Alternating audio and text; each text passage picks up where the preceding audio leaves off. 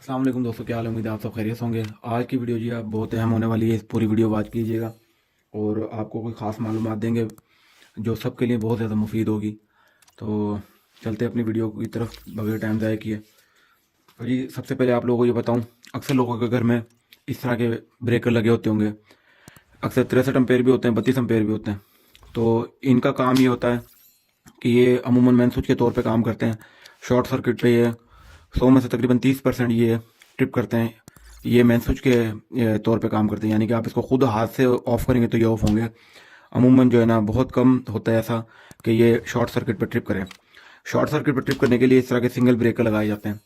ये single breaker जो होते हैं ये शॉर्ट सर्किट पर ट्रिप करते हैं। कोई भी मसला होगा, मेरे पे ये पुराना ब्रेकर पड़ा था, मैं आप लोगों को दिखाने के लिए सिर्फ ये उठा लाया हूँ। तो ये शॉर्ट सर्किट पे सिंगल ब्रेकर काम करते हैं और ये एज अ मैन स्विच काम करता है। ठीक है, इनके साथ एक ब्रेकर लगता है जिसको अर्थली किच ब्रेकर कहते हैं और ये बहुत कम लोगों के घरों में लगा होता है। ठीक है, इस तरीके का ब्रेकर सब लोगों के घरों में लगा होना ज़रूरी है। ये देखिए कुछ इस तरह नज़र आता है ये। ठीक है, तो ये मेरे पे पड़ा हुआ था पुराना, वीडियो बनाने के लिए मैं ले आया हूँ। तो ये ब्रेकर इंतहाई ज़रूरी है। इसका फ़ायदा ये है कि ये ब्रेकर घर में कोई चीज़ आपकी शार्ट हो, अक्सर पानी वाली मोटर शार्ट हो जाती है या फिर आपका कोई पंखा शार्ट हो जाता है या आपकी कोई वायरिंग शार्ट हो जाती है, तो ये फौरी तौर पर ट्रिप कर जाएगा। क्योंकि इसका मैकेनिज्म इस तरह होता है कि यहाँ से ऊपर से इसकी हमेशा मैन लगती है। जब भी आप ये लगवाएं तो ये याद रखें कि इसकी मैन ऊपर से लगेगी। ठीक है, ये न्यूट्रल, इसका एन लिखा है, न्यूट्रल न्यूट्रल में लगेगी और यहाँ पे फेज लगेगी और यहाँ पे इसके आउटपुट की तारें नीचे की तरफ लगेंगी। ठीक है, तो जितना करंट इसकी फेज में से गुजरता है उतना ही करंट न्यूट्रल में से गुजरता है। ठीक है, नीचे की तरफ भी इसी तरह आता है। अगर इसमें फ़र्क आएगा कि नीचे से फेज में अगर कोई चीज़ शॉर्ट होगी तो फेज फेज जो है ना शॉर्टर होगा आगे जाके, तो फेज न्यूट्रल लेकिन इस्तेमाल नहीं होगा। तो इसको इसको इस चीज़ का पता चल जाएगा कि न्यूट्रल फेज शॉर्ट हो रहा है, ये फौरी तौर पर ट्रिप कर जाएगा। ठीक है, किसी को करंट लगने से पहले, ये किसी को शॉर्ट लगने से पहले ये फौरी तौर पे अपना काम करेगा।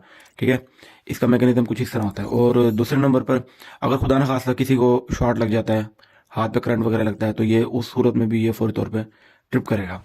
तो ये इंतहाई ज़रूरी है। जिन लोगों ने अपने घरों में अगले इलेक्ट्रिक गीज़र आजकल हर बंदे ने लगाए हुए हैं, सर्दियाँ हैं, आजकल लोग ज़्यादा से ज़्यादा इस्तेमाल करते हैं इलेक्ट्रिक गीज़र, तो उसके साथ ये लगाना बहुत ज़रूरी है। गीज़र जब भी आप लगवाएं, इसके बगैर आप गीज़र बिल्कुल भी ना लगवाएं, क्योंकि इसके बगैर गीज़र लगवाना बहुत बहुत बड़ा रिस्क है।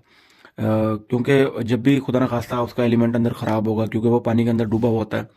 एलिमेंट किस तरह का होता है ये भी मैं आप लोगों को दिखाता हूँ कि देखें, एलिमेंट कुछ इस तरीके से होता है।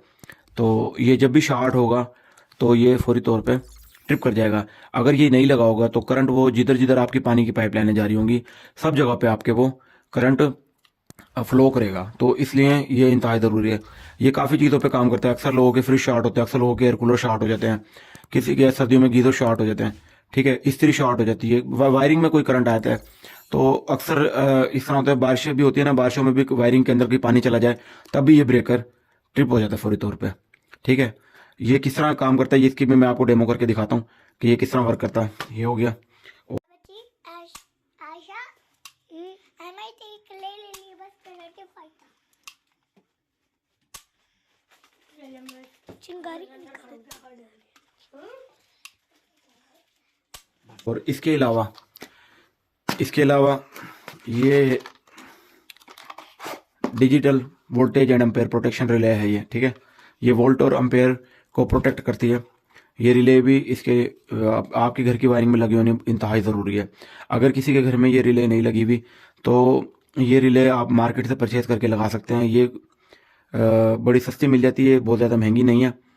अच्छी कंपनी की, किसी भी कंपनी की आप लगा सकते हैं। जो 2-3 कंपनियां सर फहरिस्त हैं उनमें एक टॉमसन आती है और शिनाइडर आती है। शिनाइडर, टॉमसन और जो है ना एक कंपनी और है,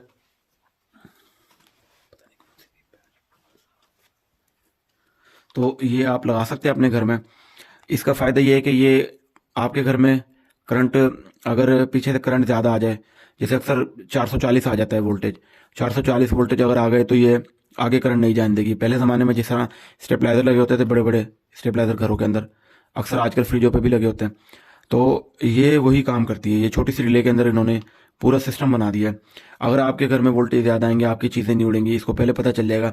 ये अपने अंदर से 220 से 250 तक वोल्टेज को क्रॉस करेगी। आप जितने पे एडजस्ट करेंगे, इसमें ये पूरी सेटिंग है।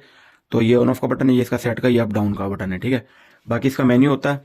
तो वैसे तो कंपनी की जो सेटिंग करके आती है फैक्ट्री सेटिंग वो ठीक होती है, तो उसको छेड़ने की जरूरत नहीं, सिर्फ आपके घर में ये लगी होनी चाहिए। तो लेकिन अगर फिर भी आप अपने हिसाब से कोई सेटिंग करना चाहते हैं तो ये इसका मेन्यू है, इसमें पूरी सेटिंग इन्होंने दी होती है। ठीक है, आप इसके हिसाब से भी सेटिंग कर सकते हैं। ठीक है, ये देखिए सारी इन्होंने इसके बारे में मालूमात दी हुई है। तो अगर आपके घर में वोल्टेज कम भी आ रहे हैं, अक्सर कम वोल्टेज आए थे 200 से कम वोल्ट, जैसे 150, 120, 130, तब भी आपकी मोटर वगैरह, फ्रिज वगैरह, आपकी बहुत सी घर की लाइटें वगैरह या बहुत सी कीमती चीज़ें एलसीडी वगैरह वो ख़राब होने का खतरा होता है। बिजली ज़्यादा आए तब भी मसला आता है, और बिजली कम आए, वोल्टेज कम आए तब भी मसला आता है। वोल्टेज अप एंड डाउन जब होते हैं आजकल, क्योंकि लोड शेडिंग बहुत ज़्यादा हो रही है, तो उस सूरत में जो है ना ये रिले बहुत फ़ायदेमंद है। अभी हमने कंप्लेन की है तो उनके एसी में करंट आया 440। मैं आप लोगों को दिखाता हूँ, इसका सर्किट जल गया था। ये देखें, ये सर्किट उसका, उसमें इसमें आग लगी है पूरे, ये देखें सर्किट का क्या हालात है। ठीक है, ये सारा सर्किट ये जल गया है। ये वो सिर्फ क्या है, वोल्टेज ज़्यादा आए पीछे से, उन्होंने एसी चलाया हुआ भी नहीं था, एसी भी बंद पड़ा था, सिर्फ उसका बटन होता है एसी का। एसी के बटन होने से उन्हें नहीं पता चला कि क्या हुआ है।